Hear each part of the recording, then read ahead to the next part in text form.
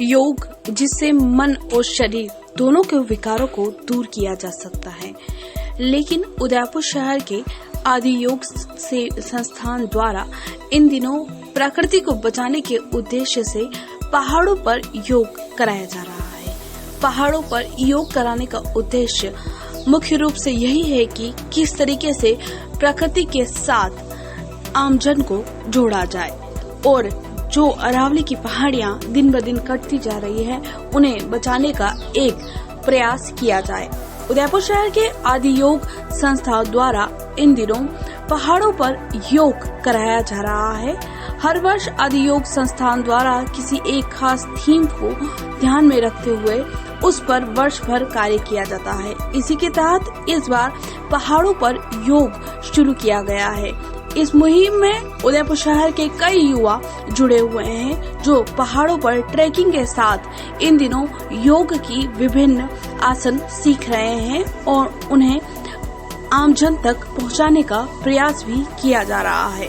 पहाड़ों पर योग के कई सारे फायदे जसवंत मीनारिया ने बताए। उन्होंने बताया कि पहाड़ों पर शुद्ध हवा मिलती है जिससे योग करने के कई सारे लाभ मिलते हैं और इससे कई सारे मानसिक और शारीरिक फायदे भी मिलते हैं।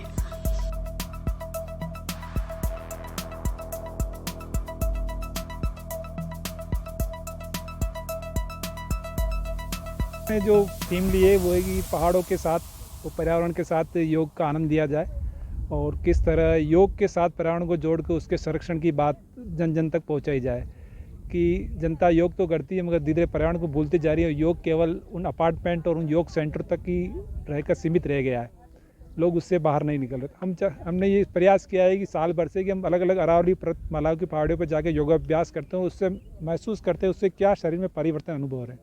तो इससे काफ़ी परिवर्तन हुए, हमारी क्षमता बढ़ी है। मेरे जो विद्यार्थी उन सबकी शारीरिक क्षमता और मानसिक क्षमता में काफ़ी वृद्धि हुई है और उनके शरीर की जो मांसपेशियां पहले से काफ़ी मजबूत है, आसनों में काफ़ी उनमें सुधार हुआ है और विभिन्न प्रकार के रोगों से बचाव के लिए पहाड़ों के साथ योग करना अत्यंत आवश्यक है क्योंकि पहाड़ों से हमें सभी प्रकार की जड़ी बूटियाँ, जल, जबकि पंच महाभूत के तत्व हमें मिलते रहते हैं। पहाड़ का संरक्षण जरूरी है क्योंकि पहाड़ों से ही हमारे प्राकृतिक आपदाओं को हम रोक सकते हैं।